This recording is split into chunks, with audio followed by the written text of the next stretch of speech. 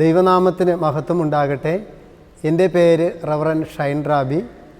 ഈ നാളുകളിൽ ഞാൻ ഫോസ്റ്റർപുരം ഡിസ്ട്രിക്റ്റിലെ സ്വർണ്ണക്കോട് സഭയിലെ ശുശ്രൂഷകനായി ശുശ്രൂഷ ചെയ്തു വരുന്നു. ചെറുപ്രായം മുതൽ തന്നെ ഒരു ക്രിസ്തീയ അന്തരീക്ഷത്തിൽ വളർന്നു വന്ന വ്യക്തിയാണ് ഞാൻ. 3 വയസ്സ് മുതൽ തന്നെ സൺഡേ സ്കൂളിലും ബാലജന സഖ്യത്തിലും, അതിനുശേഷം 15 വയസ്സ് മുതൽ യുവജന സഖ്യത്തിലും സജീവമായി പങ്കെടുത്ത് ക്രിസ്തീയ സാക്ഷ്യത്തോടെ ജീവിക്കുവാനായിട്ട് ദൈവം എന്നെ സഹായിച്ചു. എൻ്റെ ഭവനത്തിൽ അതിന് എനിക്ക് നല്ല അടിസ്ഥാനമാണ് ലഭിച്ചത്. മാതാപിതാക്കൾ പ്രാർത്ഥിക്കുവാൻ ഞങ്ങളെ പഠിപ്പിച്ചു. ആദ്യം കാട്ടാക്കട CSI സഭയിലെ അംഗം ആയിരുന്നു. എൻ്റെ വീട്ടിൽ നിന്ന് 2.5 കിലോമീറ്ററുണ്ട് ഈ സഭയിൽ വരാൻ. എല്ലാ ശനിയാഴ്ചകളിലും ബാലജന സഖ്യം, അതുപോലെ ഞായറാഴ്ച രാവിലെ ആരാധന, ഉച്ചയ്ക്ക് ശേഷം സൺഡേ സ്കൂള്, ഇതിലെല്ലാം കൃത്യമായി പങ്കെടുത്ത് വന്നു. സഭയുമായുള്ള ബന്ധത്തിൽ ആയിരുന്നപ്പോൾ തന്നെ അന്നത്തുള്ള പുരോഹിതന്മാർ ഈ ഒരു പട്ടക്കാരനായി തീരണം എന്നുള്ളത് എന്നോട് പല പ്രാവശ്യവും പറഞ്ഞിട്ടുണ്ട്. എൻ്റെ പ്രദേശങ്ങളിലൊക്കെ അച്ഛന്മാർ വിസിറ്റിങ്ങിന് വരുമ്പോൾ അവരോടൊപ്പം കടന്നു പോകുവാൻ ഇടയായി തീർന്നിട്ടുണ്ട്. എന്നാൽ കോളേജ് പഠനമൊക്കെ കഴിഞ്ഞപ്പോൾ എൻ്റെ ഈ തീരുമാനങ്ങളൊക്കെ ഒന്ന് മാറുവാൻ ഇടയായി തീർന്നു. പല ജോലികളിലേക്കും ഞാൻ പ്രവേശിച്ചു. പക്ഷെ അവിടെയെല്ലാം എനിക്ക് പരാജയമാണ് സംഭവിച്ചത്. ഞാൻ എവിടെയെല്ലാം ഞാൻ ഉയർച്ച ആഗ്രഹിച്ചുവോ അവിടെയെല്ലാം പരാജയമായിരുന്നു. കാരണം എന്നെക്കുറിച്ചുള്ള ദൈവ പദ്ധതി പല പുരോഹിതരിലൂടെയും ശുശ്രൂഷകരിലൂടെയൊക്കെ എന്നോട് പറഞ്ഞതാണ്, നീ ഒരു ശുശ്രൂഷകനായി മാറണം എന്നുള്ളത്. അവിടെ നിന്നെല്ലാം ഞാൻ പിന്മാറി നിൽക്കുകയാണ് ചെയ്തത്. കാരണം സഭയുടെ അന്നുള്ള പ്രശ്നങ്ങൾ അതെല്ലാം എന്നെ ചിന്തിപ്പിച്ചത് സഭയിൽ ഒരു സ്ഥാനത്ത് നിൽക്കുക, അതിലൂടെ ശുശ്രൂഷ ചെയ്യുക, അല്ലാതെ ഒരു പട്ടക്കാരനായി തീരണം എന്നുള്ളത് എനിക്ക് ആഗ്രഹമില്ലാതിരുന്നു. പക്ഷേ എൻ്റെ സ്വന്തം തീരുമാനപ്രകാരമുള്ള ചിന്തകളും അതുപോലെ തൊഴിൽ മേഖലകളൊക്കെ പരാജയപ്പെടുവാനാണ് ഇടയായി തീർന്നത്. 1998 ഡിസംബർ മാസത്തിൽ ഞാൻ സഭയിലെ കരോൾ ശുശ്രൂഷയിലൊക്കെ പങ്കെടുത്ത്, ഞാനും അന്ന് ഞങ്ങളുടെ സഭയിലെ ശുശ്രൂഷകനായിരുന്ന ശ്രീ ജോർജ് സുവിശേഷകരും ഞങ്ങളന്ന് രാത്രി പള്ളിയിൽ വിശ്രമിക്കുവാൻ ഇടയായി തീർന്നു. അദ്ദേഹം എന്നോട് ശുശ്രൂഷയുടെ മഹത്വത്തെക്കുറിച്ച് എന്നോട് പറഞ്ഞു. നമ്മളൊരു ദേവാലയത്തിൽ ഒരു പട്ടക്കാരനായി പ്രവർത്തിക്കുന്നതും അല്ലാതെ പ്രവർത്തിക്കുന്നതും തമ്മിലുള്ള വ്യത്യാസത്തെ എനിക്ക് പറഞ്ഞ് ബോധ്യപ്പെടുത്തി തന്നു. അപ്പോൾ ഞാനും അവിടെ ഇരുന്ന് അതൊരുപാട് ആലോചിക്കുകയും ചിന്തിക്കുകയും അന്ന് രാത്രിയിൽ ദൈവത്തിൻ്റെ യഥാർത്ഥമായ വിളിയുടെ മുന്നിൽ ഞാൻ എന്നെ തന്നെ സമർപ്പിക്കുകയാണ് ചെയ്തത്. ഞാൻ ആ ദേവാലയത്തിലിരുന്നു കൊണ്ട് ഞാൻ തീരുമാനിച്ചു, ഇനി ഞാൻ കർത്താവിന് വേണ്ടി ജീവിക്കും, പ്രവർത്തിക്കും, ഞാൻ ശുശ്രൂഷ ചെയ്യും. അങ്ങനെ 1999 ജൂൺ മാസം മുതൽ ദക്ഷിണ കേരള മഹായിടവകയിലെ ഒരു ശുശ്രൂഷകനായി എൻ്റെ പ്രവർത്തനം ആരംഭിക്കുവാൻ ഇടയായിത്തീർന്നു. അന്നു മുതൽ ഇന്നുവരെയും ദൈവത്തിൻ്റെ വലിയ കൃപയിൽ ദൈവം എന്നെ കാക്കുകയും പരിപാലിക്കുകയും ചെയ്യുന്നു. പട്ടത്ത ശുശ്രൂഷ കഴിഞ്ഞിട്ട് 10 വർഷവും അതുപോലെ ഈ ശുശ്രൂഷയിൽ പ്രവേശിച്ചിട്ട് 25 വർഷവും പൂർത്തിയാവുകയാണ്. ദൈവത്തിൻ്റെ അളവറ്റ കൃപയാൽ ദൈവം ഇന്നയോളം എന്നെ നടത്തുകയും പരിപാലിക്കുകയും കുടുംബമായി തന്നെ ദൈവം ഞങ്ങളെ അനുഗ്രഹിക്കുകയും ചെയ്തുകൊണ്ടിരിക്കുന്നു. ശുശ്രൂഷ തലങ്ങളിലൊക്കെയും ഇന്നും ശക്തി നൽകുന്നത് പ്രാർത്ഥന തന്നെയാണ്. ഓരോ ദിവസവും രാവിലെയും രാത്രിയുമുള്ള ഒറ്റയ്ക്കുള്ള പ്രാർത്ഥനകളാണ് എന്നെ കൂടുതൽ ശക്തീകരിച്ചുകൊണ്ടിരിക്കുന്നത്. എന്നെ ഒരു പുതിയ സഭയിലേക്ക് എന്നെ നിയോഗിക്കുമ്പോൾ അതിനു മുമ്പുള്ള ദിനങ്ങൾ രാവിലെയും രാത്രിയുമൊക്കെ ആ സഭയ്ക്ക് വേണ്ടിയും ജനത്തിനു വേണ്ടിയും പ്രാർത്ഥിക്കും. ആ പ്രാർത്ഥനയാണ് എന്നെ ഇന്നുവരെയും ബലപ്പെടുത്തിക്കൊണ്ടിരിക്കുന്നത്. അതുകൊണ്ട് ഇതുവരെയും ശുശ്രൂഷ ചെയ്ത സഭകളിലെല്ലാം വളരെ അനുഗ്രഹമായ ശുശ്രൂഷയാണ് നിർവഹിക്കുവാൻ ഇടയാക്കി തീർത്തത്. തുടർന്നും ദൈവത്തിൻ്റെ കൃപ അനുഭവിച്ചുകൊണ്ട് തന്നെ അനുഗ്രഹമായ ഒരു ശുശ്രൂഷ ചെയ്യണം എന്ന് തന്നെയാണ് ഞാൻ ആഗ്രഹിക്കുന്നത്. ആ പ്രാർത്ഥനയുടെ ശക്തിയെക്കുറിച്ച് ഇപ്പോൾ ആയിരിക്കുന്ന സഭയിലെ ജനങ്ങളെയും ഞാൻ പഠിപ്പിച്ചിട്ടുണ്ട്. അതിന് പ്രകാരമാണ് കോവിഡ് സമയത്ത് ആരാധനകളെല്ലാം നഷ്ടപ്പെട്ടു ആലയത്തിൽ കൂടി വരാൻ കഴിയാതിരുന്നപ്പോൾ ഞങ്ങളുടെ സഭയിൽ ഞങ്ങൾക്ക് ചെയിൻ പ്രയർ ആരംഭിക്കുവാൻ ഇടയായിത്തീർന്നു. എല്ലാ വെള്ളിയാഴ്ചയും രാവിലെ 8 മണി മുതൽ രാത്രി 8 മണി വരെയുള്ള പ്രാർത്ഥന. അതൊന്നും ഈ സഭയ്ക്കും ഈ ദേശത്തിനും കുടുംബങ്ങൾക്കെല്ലാം അനുഗ്രഹപ്രദമായി തീർന്നുകൊണ്ടിരിക്കുകയാണ് ചെയ്യുന്നത്. അതുപോലെ തന്നെ എൻ്റെ ശുശ്രൂഷയിൽ ഞാൻ പഠിച്ചിട്ടുള്ള പ്രധാനപ്പെട്ട ഒരു കാര്യമാണ് മറ്റുള്ളവരെ നമ്മൾ സഹായിക്കുക എന്നത്. പ്രസംഗിക്കുന്നതിന് അപ്പുറമായുള്ള ഒരു ശുശ്രൂഷയാണ് ഞാൻ പലപ്പോഴും ആഗ്രഹിച്ചിട്ടുള്ളത്. വാക്കുകൾ കൊണ്ട് നമുക്കെന്നും പറയാം, പക്ഷേ അത് പ്രവൃത്തിയിലൂടെ കാണിച്ചു കൊടുക്കുക എന്നുള്ളതാണ് പരമപ്രധാനമായ ലക്ഷ്യം. കർത്താവ് പറഞ്ഞു, ഈ ചെറിയവരിൽ ഒരുത്തന് ചെയ്തത് എനിക്ക് ചെയ്തതാകുന്നു. അതിന് പ്രകാരമാണ് ഞാനിപ്പോൾ ശുശ്രൂഷ ചെയ്യുന്ന സഭ ഉൾപ്പെടെ മറ്റെല്ലാവരെയും പഠിപ്പിച്ചിട്ടുള്ള കാര്യം, മറ്റുള്ളവരെ നമ്മൾ സഹായിക്കുക. നമ്മുടെ സഹായങ്ങൾ നമ്മുടെ ആലയത്തിനുള്ളിൽ മാത്രമല്ല, നമ്മുടെ ചുറ്റുപാടുകളിൽ വേദനിക്കുന്ന ഒരുപാട് പേരുണ്ട്. അവരുടെ അടുക്കലേക്ക് നമ്മുടെ സഹായങ്ങൾ എത്തിച്ചേരേണ്ടതാണ് ഏറ്റവും ആവശ്യമായിരിക്കുന്നത്. അതാണ് യേശുക്രിസ്തു നമ്മിൽ നിന്നും ആഗ്രഹിക്കുന്നത് എന്നാണ് ഞാൻ പൂർണ്ണമായും വിശ്വസിക്കുന്നത്. ക്രിസ്തു പഠിപ്പിച്ച മാതൃക, ക്രിസ്തുവിൻ്റെ മാതൃക പിന്തുടരുക എന്നുള്ളത് പരമപ്രധാനമായ ലക്ഷ്യം തന്നെയാണ്. ഇനിയും പോകുന്ന ഇടത്തെല്ലാം ഈ ശുശ്രൂഷ തന്നെയാണ് പഠിപ്പിക്കണം എന്ന് ഞാൻ ആഗ്രഹിക്കുന്നത്.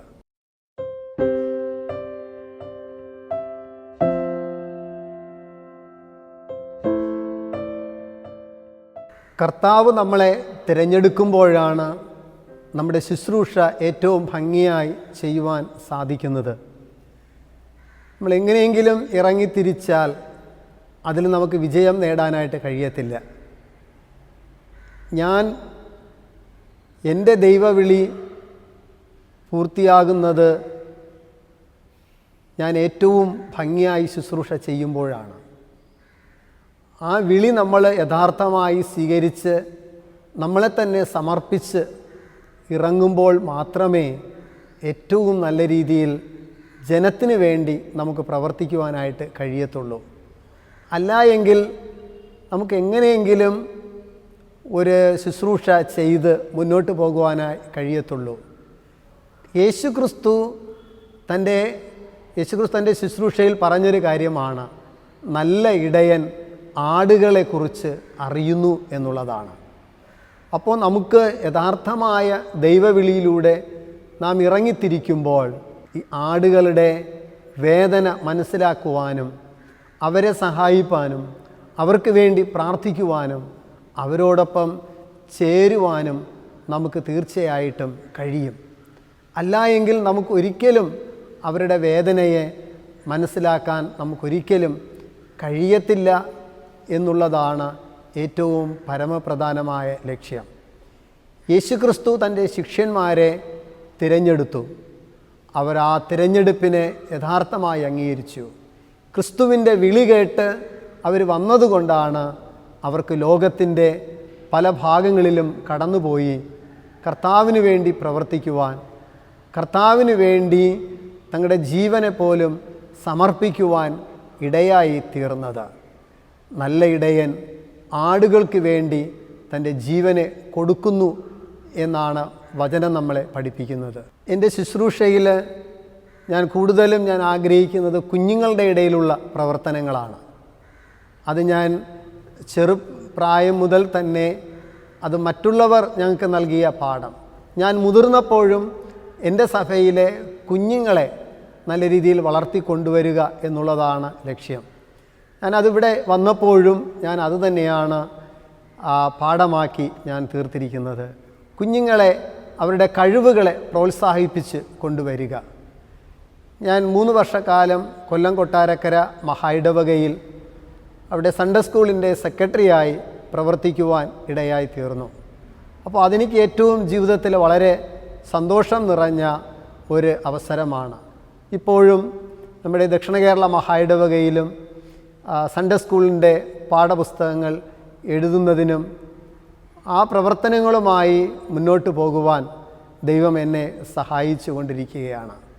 അപ്പോൾ ദൈവത്തിൻ്റെ വിളിയിലൂടെ ഇറങ്ങി പുറപ്പെട്ട എനിക്ക് മറ്റുള്ളവരെയും ക്രിസ്തുവിലേക്ക് ആനയിക്കുവാനും അനേകരുടെ വേദനകളിൽ പങ്കുചേരുവാൻ, അനേകരുടെ പ്രശ്നങ്ങളിൽ പങ്കുചേരുവാൻ ദൈവം ഇടയാക്കി. അപ്പോൾ യഥാർത്ഥമായ ആ ദൈവവിളിയിലൂടെ ഇറങ്ങി പുറപ്പെട്ടതുകൊണ്ടാണ് അവർ പറയുന്ന വേദനകളെ, പ്രശ്നങ്ങളെ യഥാർത്ഥമായി ഉൾക്കൊണ്ടുകൊണ്ട് അവർക്ക് വേണ്ടി പ്രാർത്ഥിക്കുവാനും അവരെ സഹായിക്കുവാനും കഴിഞ്ഞത് എന്ന് ഞാൻ മനസ്സിലാക്കുന്നു.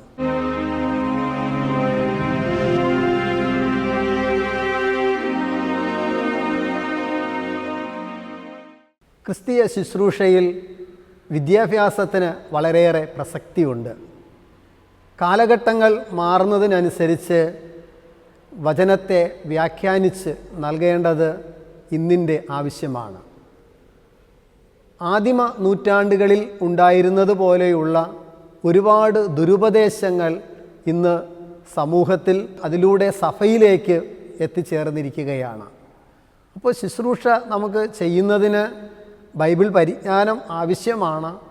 അതിലൂടെ തന്നെ നമുക്ക് ഡിഗ്രികൾ നമുക്ക് സ്വന്തമാക്കിയാൽ, കൂടുതൽ നമുക്ക് അറിവുകൾ നേടിയാൽ മാത്രമേ ജനത്തിന് യഥാർത്ഥമായ വചനത്തെ അതായത് കാലഘട്ടത്തിന് അനുസരിച്ച് അത് വ്യാഖ്യാനിച്ച് നൽകുവാനായിട്ട് കഴിയത്തുള്ളൂ. മുൻപ് ഉണ്ടായിരുന്ന ഒരവസ്ഥയല്ല ഇന്ന്. നമ്മുടെ കുഞ്ഞുങ്ങളെല്ലാം വളരെയേറെ വിദ്യാഭ്യാസത്തിൽ അവർ മുന്നിൽ എത്തിയിരിക്കുകയാണ്. അപ്പോൾ അവർ ഗൂഗിളിലും ഒക്കെ സെർച്ച് ചെയ്ത് പല കാര്യങ്ങളും പഠിക്കുമ്പോൾ അതിനപ്പുറമായ പുതിയ ചിന്തകൾ ശുശ്രൂഷകന്മാർക്ക് ജനത്തിന് കൊടുക്കുവാനായിട്ട് കഴിയണം. അവരെ കൂടുതൽ കാര്യങ്ങൾ ആനുകാലികമായി തന്നെ അതിൻ്റെ പ്രസക്തിയെക്കുറിച്ച് അവർക്ക് പറഞ്ഞു കൊടുത്തില്ല എങ്കിൽ അവർ പിന്നത്തേതിൽ ദേവാലയത്തിൽ അവർ വരത്തില്ല. അവർ ചിന്തിക്കും, ഞങ്ങൾക്ക് പുതുതായി ഒന്നും ലഭിക്കുന്നില്ല, ഇതൊക്കെയും ഞങ്ങൾക്ക് ഗൂഗിളിലൊക്കെ സെർച്ച് ചെയ്താൽ ലഭിക്കും എന്നുള്ളൊരു ചിന്ത അവർക്കുണ്ടാകും. ഇതെല്ലാത്തിനും ഉപരിയെന്ന് പറയുന്നത് ദൈവകൃപ തന്നെയാണ്. ദൈവകൃപയിലൂടെ മാത്രമേ ശുശ്രൂഷ ഏറ്റവും ഭംഗിയായി പൂർത്തീകരിക്കാൻ കഴിയുകയുള്ളൂ എന്നത് ഞാൻ ഇന്നും വിശ്വസിക്കുന്ന ഒരു കാര്യമാണ്.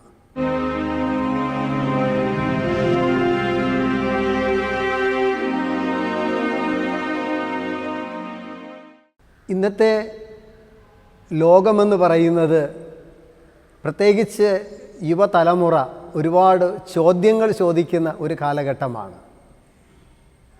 കോവിഡ് സമയത്ത് തന്നെ എല്ലാവരും വീടുകളിലിരുന്ന് മൊബൈൽ വഴി ആരാധനകൾ വീക്ഷിക്കുകയൊക്കെ ചെയ്ത ഒരു കാലഘട്ടം നാം ആരും മറന്നു പോയിട്ടില്ല. ഒരു പക്ഷേ അതിൻ്റെ ഒരു തുടർച്ചയെന്നോണം ഇപ്പോഴും പലരും ചിന്തിക്കുന്നത് അങ്ങനെയൊക്കെ മതി എന്നുള്ളത് തന്നെയാണ്.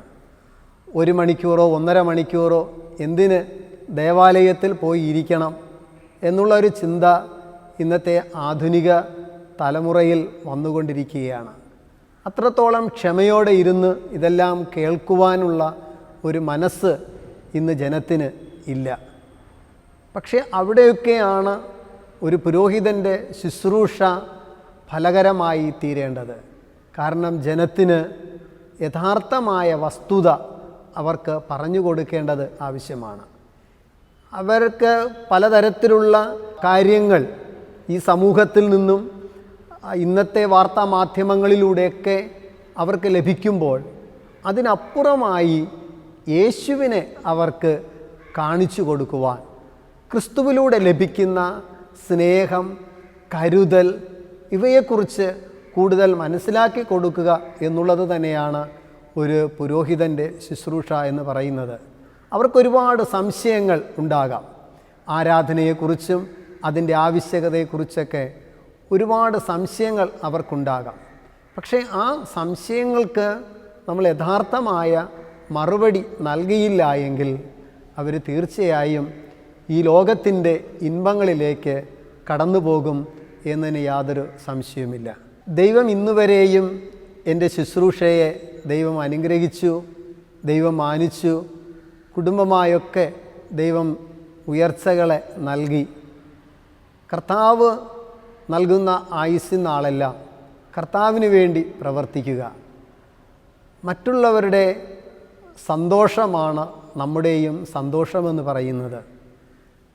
യേശുക്രിസ്തു പറഞ്ഞു, ഈ തൊഴുത്തിൽ ഉൾപ്പെടാത്ത വേറെ ആടുകളും എനിക്കുണ്ട്.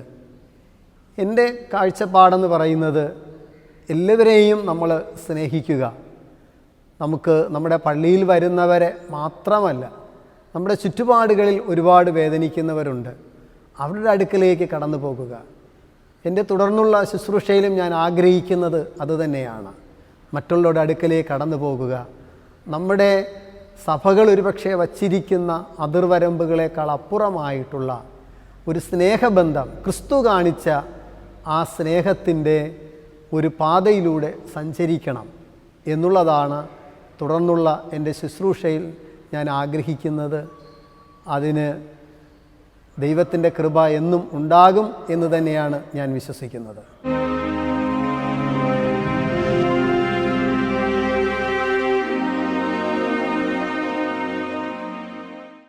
എൻ്റെ ശുശ്രൂഷയിൽ കൂടുതൽ കാര്യങ്ങൾ പഠിക്കുവാൻ എനിക്കിടയായി തീർന്നത് സെമിനാരി പഠനത്തിലൂടെയാണ്. അപ്പോൾ സെമിനാരിയിൽ പഠിച്ച അത് കഴിഞ്ഞിട്ട് സഭയുടെ ശുശ്രൂഷയിലേക്ക് വീണ്ടും കടന്നു പോകുമ്പോൾ മുൻപുണ്ടായിരുന്നതിനേക്കാളും ഒരുപാട് വെല്ലുവിളികളാണ് അവിടെ ഉള്ളത്.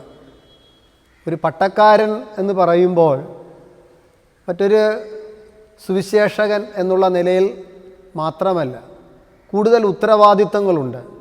ഒരു പട്ടക്കാരനാകുമ്പോൾ നമുക്ക് സഭയിലെ എല്ലാ കൂദാശകളും നിർവഹിക്കുവാനുള്ള പദവിയാണ് നമുക്കതിലൂടെ ലഭിച്ചത്. പക്ഷേ അവിടെയെല്ലാം ഞാൻ പുതിയ പുതിയ കാര്യങ്ങളെ കുറിച്ച് പഠിച്ചു.